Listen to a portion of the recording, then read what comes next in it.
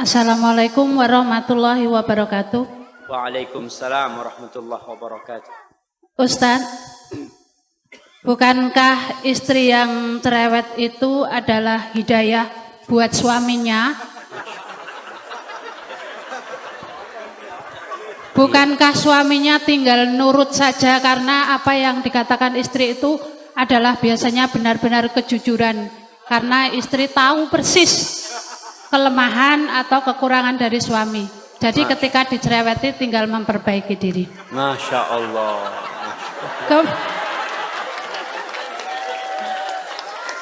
Kemudian kadang-kadang bukan istri yang tidak atau kurang bersyukur, tetapi suami itu senang dipuji. Padahal kata Ustadz Abdul Tuasikal, ketika ada yang memuji supaya dilempar dengan pasir kayak nggak salah. Apakah seorang istri juga karena suami butuh dipuji, apakah boleh memuji, dan bukankah pujian itu juga merampas haknya Allah bagi para suami yang senang-senang dipuji itu? Masya Allah. Kemudian, Loh, berapa pertanyaannya Ustadz? Dolim itu boleh dibalas dengan dolim kan? Kalau suami mecah piring, bolehkah istri juga memecahkan piring? Masya Allah. Iya. Yang terakhir, Wah, ini kawan ini, Bu. bukankah yang bisa berjumpa dengan Allah itu adalah orang yang qalbun salim? Kemudian bagaimana caranya untuk bisa qalbun salim? Lalu apa yang menyebabkan tiba-tiba tidak bisa jadi sholat malam? Lalu apa yang menyebabkan sholat tidak khusyuk?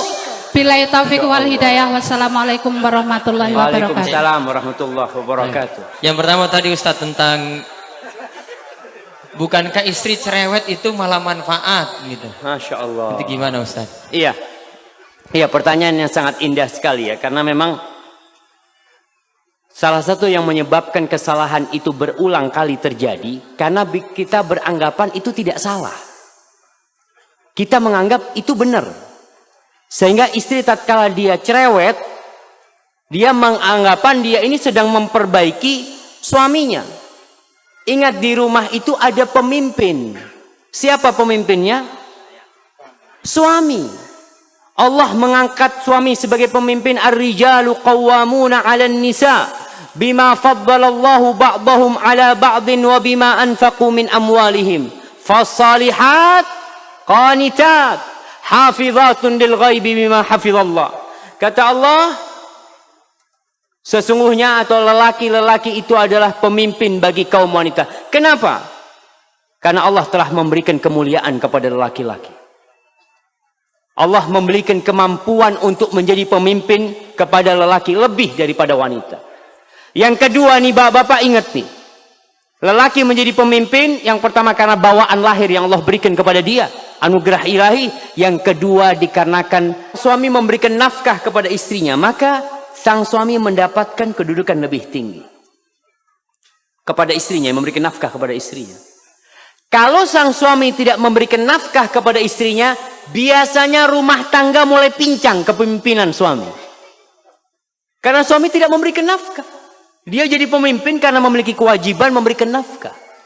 Berkaitan dengan pertanyaan ibu tadi, bukankah cerewetnya wanita itu hidayah bukan suami?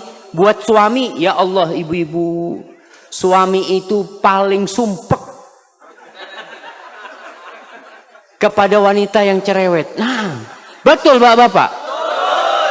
Semangat bapak. Bagaimana cara memperbaiki suami? Ada caranya. Tidak harus dengan cerewet. Yang pertama, suami itu sebagai pemimpin tidak suka digurui. Ya namanya pemimpin. Mau pemimpin itu diprotes sama anak buahnya? Sulit. Tapi ada cara memperbaiki pemimpin. Karena ingat, itu pemimpin bapak dari anak ibu.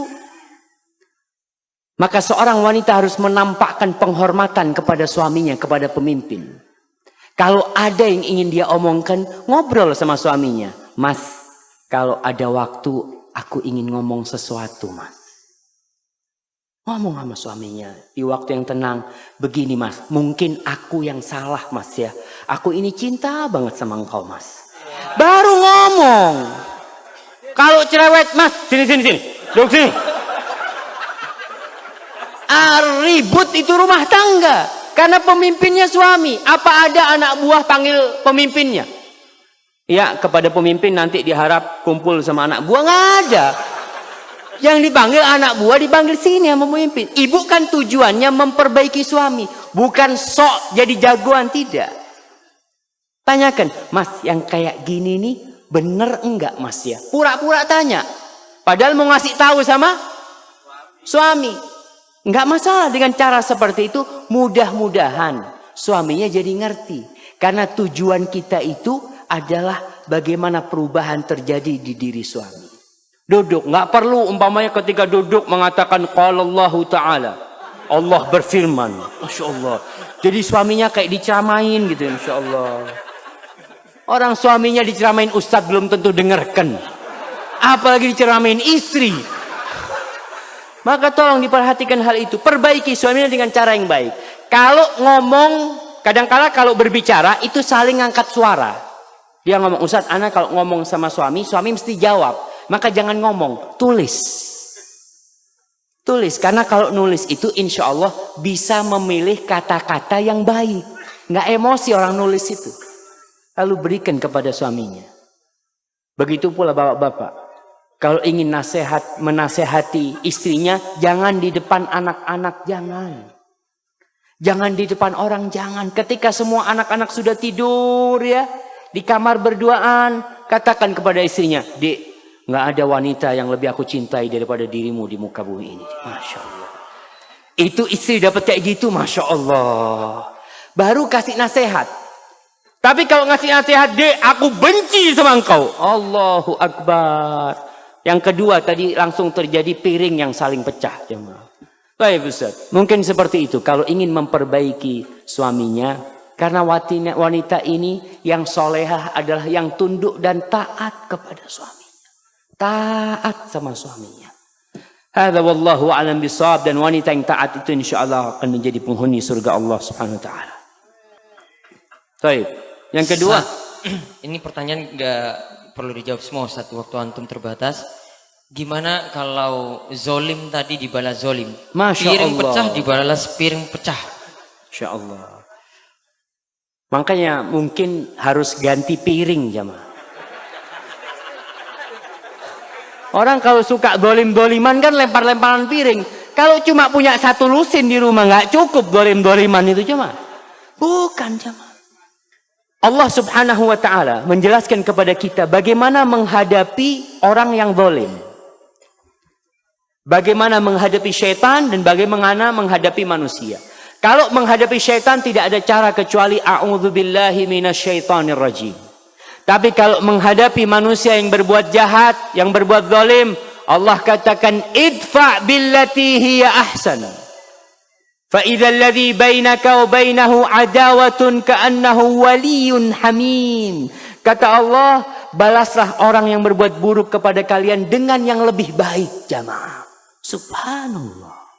Kita disuruh membalas yang lebih baik. Karena apa? Ini suami kita, suami ibu-ibu nih. Ini istri kita. Kita ingin memperbaiki, bukan ingin zalim-zaliman. Dan orang yang berbuat kezaliman, ingat, Allah mengatakan, ya ibadi inni haramtu zulma ala nafsi wa ja'altuhu bainakum muharraman fala tadzalamu. Wahai hamba-hambaku, aku mengharamkan kezaliman atas diriku dan aku menjadikan perbuatan zalim itu haram untuk dilakukan oleh kalian. Maka kalian jangan saling menzalimi. Jadi kalau ada orang berbuat jahat, manusia ini alhamdulillah, basicnya dia itu dasarnya baik. Kalau dia memecahkan piring ya, kita mengatakan, iya mas, astagfirullah, aku mohon maaf, aku mohon ampun kepada Allah. Selesai masalahnya. Tapi kalau piring dibalas dengan piring, apa yang terjadi? Masya Allah. Maka tolong diperhatikan, jangan saling berbuat zalim, tapi saling memaafkan. Kalau sang suami menzalimi istri, memukul istrinya, atau melemparkan sesuatu yang melukai istrinya, ingat, Allah itu tidak pernah tidur. Dan Allah mencatat hal itu. Serahkan kepada Allah jalla jalal. Hadza wallahu a'lam bissawab.